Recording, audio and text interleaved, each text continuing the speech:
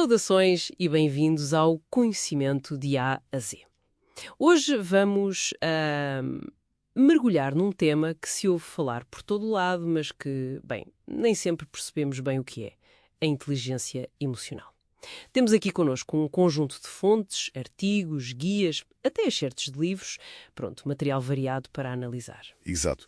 E a nossa ideia aqui é mesmo ir um bocadinho além da definição de dicionário, não é? Queremos perceber o que é realmente isto da inteligência emocional, desmistificar se calhar algumas coisas, entender porque é que se tornou tão importante quer na vida pessoal, quer na profissional e, claro, o mais interessante, como é que podemos desenvolvê-la na prática. As fontes que temos dão pistas para tudo isso. Parece-me ótimo, porque, olha, a própria expressão inteligência emocional ainda soa assim um bocado paradoxal a muita gente, não é? Quer dizer, associamos inteligência ao QI, à lógica, ao racional, quase o oposto das emoções que muitas vezes nos parecem, bem, irracionais, descontroladas.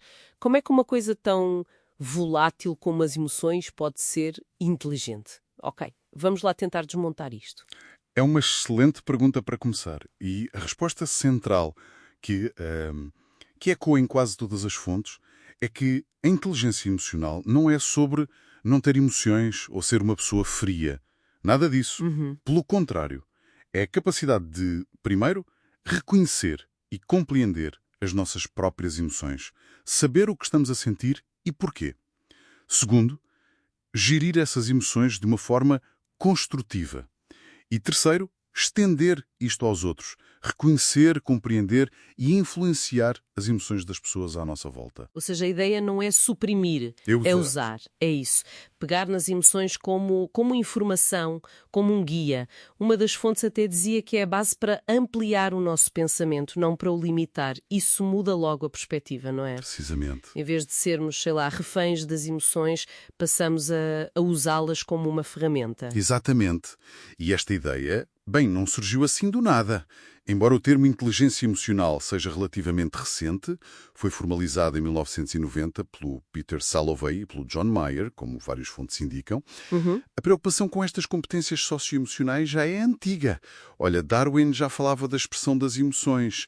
Depois, psicólogos como o Thorndike, com a inteligência social, ou o Howard Gardner, com as inteligências múltiplas, já andavam ali à volta de ideias parecidas. Mas foi o Daniel Goleman, com aquele livro dele em 95, que realmente pôs isto nas bocas do mundo, certo?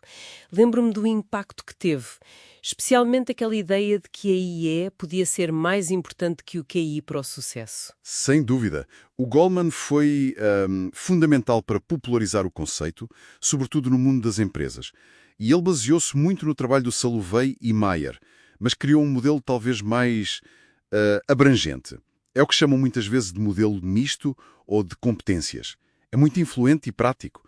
E é importante perceber que é estas duas grandes linhas, a do Salovey e Mayer, que vê a IE mais como uma capacidade cognitiva pura, perceber, usar, compreender e gerir emoções. Quase como processar um tipo diferente de informação em emocional. Exato. Que até se mede com testes de desempenho específicos. E depois temos o modelo de Goleman, que muitas das nossas fontes mais práticas usam. Este combina essa capacidade com traços de personalidade, competências sociais e organiza tudo naqueles 5 pilares famosos. Sim, esses 5 pilares que aparecem em todo o lado. Autoconsciência, autorregulação, motivação, empatia e habilidades sociais. Faz sentido focarmos nestes, então, já que parecem ser a base para a parte prática, para o desenvolvimento que queremos explorar? Mas antes disso, voltando àquela ideia provocadora do Goleman, a IE ser mais importante que o QI. Isso confirma-se? As fontes dizem mesmo isso? Bem, essa é talvez das afirmações mais debatidas e com mais impacto. O que as fontes sugerem não é bem que uma seja melhor que a outra. Têm papéis diferentes. Ok. O QI, a inteligência cognitiva, pode abrir portas. Ajuda-nos a aprender, a resolver problemas técnicos, a entrar numa certa carreira. Mas a IE é que determina muitas vezes como é que nós navegamos lá dentro. Como lidamos com a pressão, como colaboramos, como lideramos, como construímos relações. É o que nos ajuda a ter sucesso nas interações e a manter o bem-estar a longo prazo. Estás a ver? Faz sentido. A inteligência mais académica leva-nos até um certo ponto, mas depois, no dia a dia, são as people skills e a capacidade de nos gerirmos a nós próprios que fazem a diferença. E aqui vem a parte que eu acho mesmo animadora e que várias fontes destacam. Ao contrário do QI, que, pronto, tende a ser relativamente estável, a inteligência emocional não é fixa. Podemos mesmo aprender e desenvolver. Isso é poderoso, não achas? É a grande promessa da IA. Não estamos presos ao nível que temos agora. É uma competência que se treina. E os benefícios desse treino, como as fontes detalham, e muito, são imensos. Começando pela vida pessoal. Falamos de melhor saúde mental, maior capacidade de lidar com o stress, com a ansiedade. Há até uma fonte que liga isto a conceitos da filosofia estoica. Focar no que podemos controlar, como as nossas reações emocionais, em vez do que está fora do nosso controle. E isso, imagino, leva a decisões mais ponderadas. Se percebemos a emoção que está por trás de um impulso, se calhar conseguimos escolher melhor a resposta, em vez de só reagir. Exatamente. E claro, o impacto nas relações é enorme.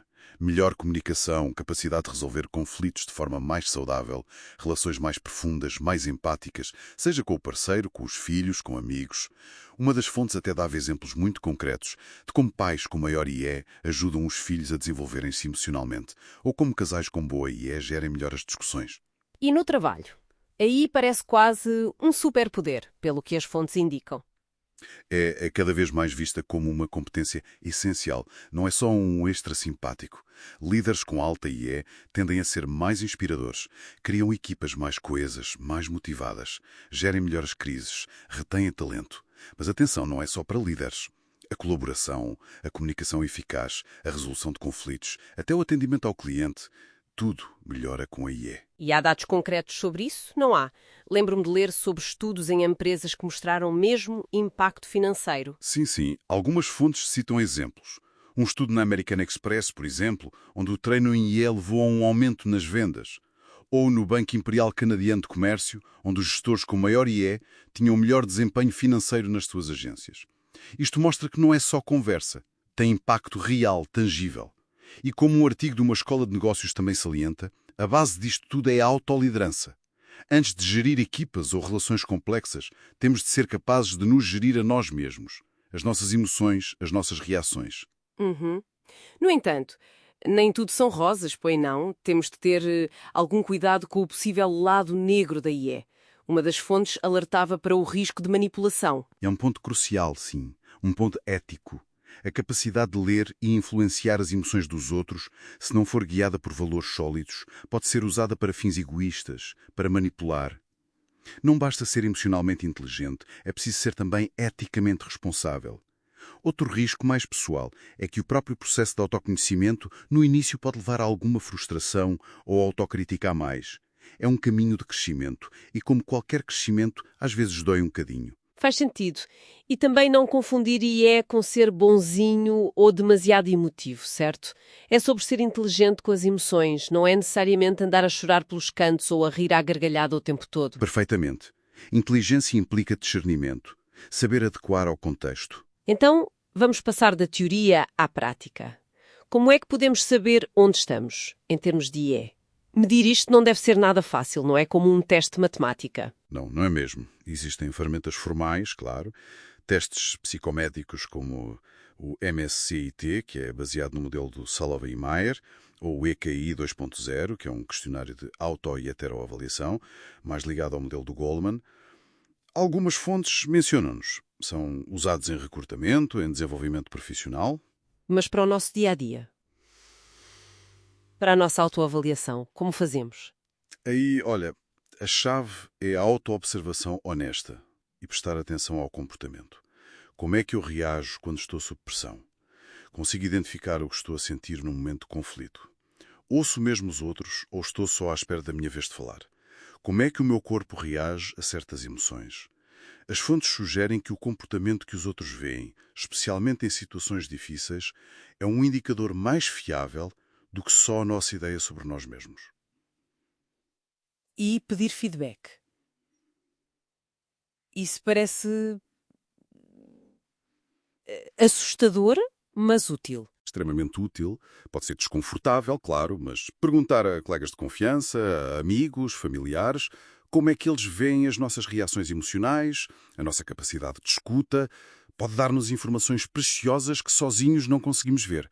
A nossa autoavaliação é muitas vezes enviesada. Uhum. Uma fonte da revista Exame até sugeria umas perguntas de autorreflexão como ponto de partida, tipo: que sentimentos são mais frequentes no meu trabalho e porquê? Ou, numa situação de stress, tendo a culpar quem? São perguntas que nos obrigam a parar e pensar um bocadinho. Ok, então, assumindo que já temos uma ideia de onde estamos e onde queremos melhorar, vamos ao como. Como é que se treina isto, estes 5 pilares do Goleman? Começando pela base. Autoconsciência, conhecer-se. Como é que se faz isso, na prática? As fontes dão imensas sugestões aqui. Quase demais. Sim, há muitas técnicas, mas se calhar podemos focar numa que é recomendada por quase todas, o diário emocional. Não precisa de ser nada de muito elaborado. Certo. É só reservar uns minutos no fim do dia para anotar que emoções mais intensas senti hoje, em que situações, o que é que este desplotou, como é que eu reagi, onde é que senti isso no corpo. O objetivo não é julgar, é só recolher dados. Sobre nós mesmos. Com o tempo, começamos a ver padrões. Então não é só um desabafo. É quase ser um detetive das próprias emoções. Identificar os gatilhos, as situações que nos tiram do sério ou nos deixam super felizes e perceber porque reagimos daquela forma. Exatamente. Outra prática simples são os check-ins emocionais rápidos. Por um alarme no telemóvel só para, durante 30 segundos, parar e perguntar: o que é que eu estou a sentir agora? Ajuda a criar o hábito de estarmos mais ligados ao nosso estado interno e, como uma das fontes detalha bem, perceber como emoções específicas, o medo, a raiva, a alegria, a tristeza, influenciam o nosso pensamento e as nossas decisões é fundamental. A raiva pode ser um sinal de injustiça, o medo pode levar a evitar riscos, a alegria pode abrir portas à criatividade. São sinais importantes. Ok, primeiro passo, conhecer as emoções. Segundo pilar, autorregulação ou autocontrolo. Pronto, já percebi que estou a ficar irritada ou ansiosa. O que é que eu faço agora? Aqui entra a gestão. E, novamente, há várias técnicas, mas talvez a mais poderosa e acessível seja a pausa consciente. Quando sentimos uma emoção forte a querer tomar conta, em vez de reagir logo, criar um pequeno espaço. Pode ser tão simples como contar até 6 ou 10. Ou focar na respiração por uns segundos. Aquela técnica 4-7-8. Inspirar 4 segundos, suster 7 segundos, expirar 8 segundos. É muito referida. Esse pequeno intervalo permite que a parte mais racional do cérebro tenha tempo de entrar em jogo. É quase como carregar num botão de pausa mental, antes de dizer ou fazer algo de que nos vamos arrepender depois. E aquela técnica de nomear para dominar? Isso parece interessante. Sim, é a ideia de verbalizar, mesmo que só para nós. Ok, estou a sentir raiva agora, ou estou a sentir-me frustrado. Dar um nome à emoção ajuda a criar uma distância psicológica. A observá-la em vez de ser completamente levada por ela. O objetivo é passar de uma reação automática para uma resposta escolhida. Uma fonte usava uma analogia engraçada com um leitor de vídeo. Podemos pausar, baixar o volume da emoção, analisar em câmara lenta. Gosto dessa analogia. Terceiro pilar, motivação. Impulsionar-se. Como é que a IE ajuda aqui? Não é só ter força de vontade. A IE contribui muito para a motivação que vem de dentro e para a resiliência. Gerir as nossas emoções ajuda-nos a lidar com a frustração, com os contratempos, sem desistir logo. Uma estratégia prática mencionada nas fontes é definir objetivos SMART, específicos, mensuráveis, atingíveis, relevantes e com prazo definido. Isso dá clareza, dá direção. Outra é celebrar as pequenas vitórias. Reconhecer e valorizar os progressos, por mais pequenos que sejam, ajuda a manter o ânimo. E cultivar uma mentalidade de crescimento, focar no esforço, na aprendizagem e não só no resultado final. Faz sentido. Manter o otimismo, mas um otimismo realista, mesmo quando as coisas não correm bem. Quarto pilar, empatia. Compreender os outros. Isto parece-me fundamental, mas tão difícil de praticar a sério. É crucial e vai muito além de ter pena ou simpatia. É tentar mesmo compreender a perspectiva e os sentimentos da outra pessoa, mesmo que não concordemos com ela. A ferramenta número 1 aqui, que quase todas as fontes destacam, é a escuta ativa. Significa ouvir mesmo para compreender, não só para preparar a nossa resposta. Certo. Fazer perguntas abertas, Resumir o que ouvimos, então, se percebi bem, o que te está a preocupar é este, para confirmar se entendemos e prestar atenção não só às palavras, mas também à linguagem corporal, ao tom de voz. E tentar mesmo colocar-nos no lugar do outro, aquele exercício da posição invertida. Exatamente. Fazer um esforço consciente para imaginar, se eu estivesse naquela situação, com aquela história, como é que me sentiria? O que seria importante para mim?